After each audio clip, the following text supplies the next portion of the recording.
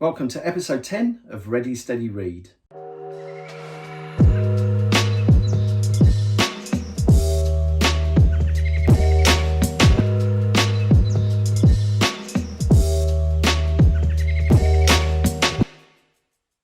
Thank you for joining me on episode 10 of Ready, Steady, Read.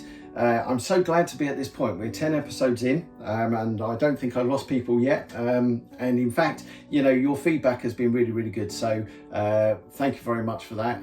It was really, really good to hear that you're enjoying what you're seeing and what you're hearing, and give me great comments. So thank you for that. If you haven't done so already, then please click the subscribe button just at the bottom here, and make sure you obviously click the notification button as well, which is the little bell. This will let you know when new videos go up on our YouTube channel. So today we're going to be talking about a book called Variations Revisited by Earl Nelson. So before we get talking about the book itself, just a little bit of a background here. I first became aware of Earl Nelson through a DVD. It was through Hit the Road, which had Lee Asher and Arthur Wilson on it. They were traveling around America. They were stopping off in different places, speaking to different magicians. I believe that from memory you had people like Alan Muir on there.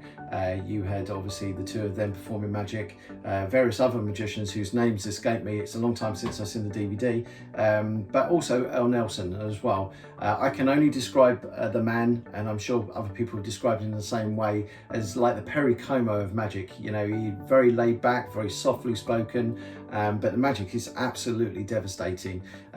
He does two effects that are on there, one card effect and I believe a coin effect as well. But the DVD is worth checking out. If you can still get a hold of a copy of that, you might be able to get it on a streaming video, then I seriously would recommend getting a copy of that, checking out the materials on there. There is some dynamite stuff. So just a little bit more history on the run up to looking at the book. This is Versatile Card Magic. This is by Frank Simon. It's published by Magical Publications, which is Mike Caveney's company, and it's a fantastic book. And yeah, it's absolutely brilliant. The bit of background to this was that for a long time this was out of print, and then Mike Caveney and Earl Nelson were talking about republishing this. Earl Nelson was good friends with Frank Simon. They were talking about the fact that it should be republished, and eventually it was republished as Versatile Card Magic Revisited. A little bit later on, a DVD, an accompanying DVD was released that features Earl Nelson on it, talking about pretty much most of the techniques that are outlined in the book. If you know anything about card magic, you know about the versatile spread control based on work that has been explored by Ed Marlowe, for example. This is covered in here along with different techniques, applications of it, effects that you can do with it. So it really is, a worthwhile book to study if you're serious about card magic. So along from this book came Variations Revisited, which is this book just here. On the evening they were discussing this, it was suggested to Earl Nelson that perhaps his book Variations, which had been out of print for longer than Versatile Card Magic, should also be republished, and it was republished as Variations Revisited. Now, as you can see, this is an oversized book. There's not many of these that are about. You get things like The Long Goodbye, for example, which is a different shape altogether, but certainly not your usual shape. You also get things like this one here, which is 52 Lovers Through the Looking Glass, which is a fairly recent publication. I think this was last year. This was republished. This is by Pepe Carroll. You can see the kind of difference in size there. And there's a few others as well. Some of them that are actually quite small. For instance, this is a new release. This is distilled by Ryan Plunkett. As you can see, that's quite small by comparison. That's not to say that the material in that book isn't amazing, because it is, but you get the idea. So the book itself is extremely well written, as you would expect. There are photographs that are in here. These are black and white photos that adorn the pages. You can just see just there. Photos, as usual, accompany the text and make the text clearer. Each of the descriptions is very, very well written. The descriptions include little tips and ideas that only come from experience, that only come from using the effects. You also get quite a brief description of the effects, but a description that nonetheless gives you an idea of what the effect is. Sometimes descriptions to effects can be really long, and it takes like several paragraphs to describe an effect, whereas this is it's pretty terse, but it gets the job done. So this is mainly card magic in here. Certainly the first half is card magic. It then goes into magic that uses cards and coins, and then coins, and then towards the end you get a section on finger ring magic. So ring magic, so the ring on string, for example, the ring on cord, as explored in here. Earl Nelson popularised the Clifton ring move, which is described in here, and then towards the back you get some ideas for techniques really, and some new materials. So in here there are some new effects, and also some new techniques as well that are described. So all round, this is a fantastic book. Like I said, my kind of introduction to Earl Nelson was through the Hit the Road DVD, and he is such a laid-back performer. That's not to say that the magic isn't devastating. It really is. You can tell that these have been worked. You can tell the effects have been thought about from a working performer's state of mind. Earl Nelson was one of the performers at the Magic Castle regularly, so he's obviously had hundreds, if not thousands, of different opportunities to perform the material that is contained within this book. It ticks all the boxes, it really does. So if you're looking for something inspiring, that's different, that's been around for quite a while, but you may not know about, then Variations Revisited by Earl Nelson is a book that I recommend you checking out. So before we talk any further, let's take a look at a quick performance of Sleeve Aces from Variations Revisited. Harry, you've been doing magic for a little while now, and you know that for the most part magicians love it when you find like four of a kind, like 4 kings, 4 queens, 4 aces. Yes. And quite often what they will do is they will go through all these complicated ways of finding the 4 aces. They might for instance look through the decks. They might go through like this, and they might go through and look for it the open way that I'm doing here, or they might do one of those those fancy cut type things. Okay. I'm not going to do that. All Right. What I'm going to do is I'm just going to use my Herculean strength. Do you know what that means? I don't know. What is that? Okay, that means I'm going to use my arms. Oh. Okay, more specifically my sleeves. Ooh. All right, so if we just take a look at this card here, this is the 6 of clubs. All I have to do is just rub it like this. Right. Okay, and if I rub it, then what I actually end up with is I end up with Oh. the 6 of hearts. See, if I take the 9 of hearts and I just rub it like this, then what I end up with is I end up with the 9 of diamonds. So that's the Ace of hearts, and the Ace of diamonds. But if you take them and you rub them on something like a black mat, what they actually do is they change to the 2 aces like this, the 2 black aces. Nice. Now you're probably wondering whereabouts the 2 red aces are. Yeah. Well, in much the same way as we did it before, what you have to do is you have to find each of the aces. So we'll take the 3 of hearts and the 6 of clubs. We'll just rub them like this, rub them on the aces that are on the table. And what you actually find Oh my is god. you find the last 2 aces just No way. that. That's sick. Hercules strength, mate. Hercules strength. Lovely. Hercules magic. So that was a performance of Sleeve Aces from Variations Revisited. Not a complicated effect at all. Very easy to perform, very easy to set up, very easy to apply a presentation to, although I don't think I really did it justice with the presentation I gave in the video, to be fair. But it is a great effect. Ace Productions, they can be really flashy, they can be really subtle at times as well, which they're all great. If you're looking for something that's different, that has a couple of different beats of magic, then Sleeve Aces is certainly an effect that I recommend first off checking in Variations Revisited. So a couple of you guys have been asking where you can find old magic books. Just a couple of little tips. I tend to have a look at old magic books on places like Magic Week. Magic Week is a great place to have a look at for for sale section for magic books that come up. If there's a particular book that you're after, then it's always worth putting up a wanted ad on Magic Week as well. It's totally free to put up a wanted ad.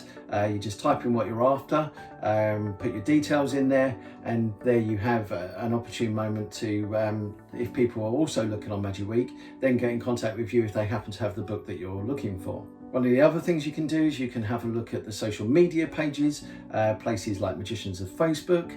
You can have a look at Secondhand Magic Books, UK and Ireland, or the UK version that is on Facebook as well. So there's loads of different places. You can obviously also contact your favourite magic dealer. I quite often take calls at Alakazam where people phone up. They may have seen one of the reviews that I've done here, or one of the other guys in the shop may have talked about something and one of the other products that's to do with a book, and then customers will phone up and just say, oh, where can I find this book? Do you have any recommendations for places to try out? So it's really just a case of having a look around. One of the best places to have a look for magic books, especially old magic books, is obviously magic conventions. Now, I'm not sure in the current climate exactly at what extent magic conventions are going to be going in the future, but let's assume that they're going to be just as big as what they were before, and they're a great place to have a look for magic books. Blackpool, I've picked up tons and tons of old magic books that have been really hard to find at Blackpool, and it really just is a case of having a look around. Make sure that you're not just having a look at face value at the stand. Just really go through the boxes, have a look, and I think you'll be pleasantly surprised at what you might find. One of the tips that one of my customers gave me was not to look at the norm. I think what he meant by that is this. One day I was on holiday in the Isle of Wight. I happened to walk into a shop that sold books, but they weren't the primary source for me going in there. I'm a big Star Wars fan as well, and they happened to have Star Wars figures, things that were collectible. So I went in, had a look at those. I turned around to see a big shelf, and when I say a big shelf, it was actually just one shelf, but with books, kind of surrounding it. So if you imagine a shelf in the middle here and then books piled from the floor to the ceiling kind of around it, you get the idea. It was a health and safety nightmare, but it was just a shelf full of books, and I'm scouring the shelves just as in an idle fashion, waiting for my wife to finish in another shop down the road, and I happened to look down. Now all the other books are here are things like Mills and Boon's books, things by Stephen King, those sort of books. I happened to look down towards the bottom of the pile, and luckily I was able to free the book, and it was Ted Leslie's Paramiracles, which I ended up paying, I think, like £5 for, because obviously this person didn't know the value of the book that was on the floor, staring her in the face. But it just goes to show that rather than just having a look at books that are on eye level, look around, make that extra effort to go through boxes, make that extra effort to ask the people at the stand if you're at a convention, just, if you can have a look at the boxes that possibly haven't been opened yet, and really spend your time having a look about, because again, I think it'll be worth it in the long run. One last thing that you can do is just ask. Ask your friends if they happen to hear about a book that you're after, just to let you know. If they happen to see anywhere a record of the book that you're after, just to let you know. For a long time, I was looking for the books by Martin Nash, the 3 books that were, were some of the hardest books to try and get hold of by Martin Nash, and I spent ages looking for them. I found a dealer in America, or someone in America, that had one that kind of fell through, and I asked my friends. One friend in particular, asked Sarah from the Academy, if she could keep an eye out for the books, certainly for the first book. That's all I wanted, just the first book. And one day she phoned up and she said, I've managed to find the book, this is how much it is. I knew that you'd be after it. She brought it, and then from there it just kind of escalated, and then we ended up with I ended up with all 3 books just by asking my friends and colleagues if they could keep an eye out for it. Like, quite often, if I'm not attending Blackpool, I'll ask Peter, Dave or Harry just to keep an eye out for things. I've asked people at Blackpool convention and other conventions to have a look out for items that I might be after. Portsmouth Jumbo Day was always a great place to buy second-hand magic books. Unfortunately, you know, after a time, the people that were selling them, they stopped attending because they were an older generation, so they were more likely to have the books. But you know, even if I couldn't attend, I would always say to people, if I knew they were attending, could you just have a look out on the stands for X, Y, Z, in the hope that maybe they would come back with something. So there you go, there's some tips and ideas. I hope they're of use. I think I had mentioned certain elements of that before, but I thought I might just go a little bit more in depth with that. One last thing I was going to say, and I hope this would be a benefit to people, is when you're reading your magic books, you know, if you ever get the chance to meet the people that have written them, have published them, have any involvement with them, then ask questions. I'm very fortunate, you know, I work in a big magic dealership, and to that end I get to meet, or I have got to meet in the past, through connections to do with Alakazam, people that I can ask questions of, people like Ben Earl, people like Andy Nyman, people like James Went when he did the Academy with us, you know, a prolific book collector, Daniel Chard. So if you meet these people, or you get the chance to meet people that have published the book, have written the book, have any involvement in the book, own the book, you know, talk about the book, then ask questions. I have in the past met people that have published books. I've met Darwin Ortiz, I have met Roberto Joby, I've met Juan Tamaritz, and I've taken those as opportunities, should I have questions, to ask them. So you know, if you really do have an opportunity, then seize the day, you know, take that opportunity to ask the questions. You know, we are a brotherhood at the end of the day. We have this bond, this thirst for knowledge. So no, why not talk to each other and share your ideas, share what you've known, and put it to good use. So that's it for today. Check out Variations Revisited. This is still in stock.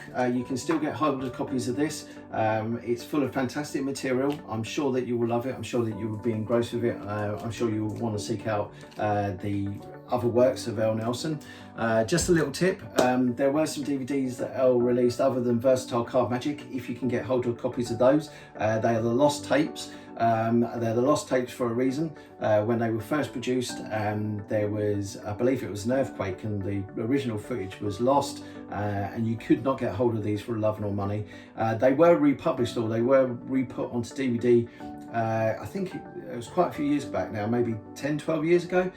So if you can still get hold of copies, you might even be able to get the streaming video of it now, then I suggest you take a look at that, because that's got some dynamite stuff on it. You can see the moves and effects being performed. It only leaves me to say thank you again for joining me. I hope you join me on episode 11 of Ready Steady Read.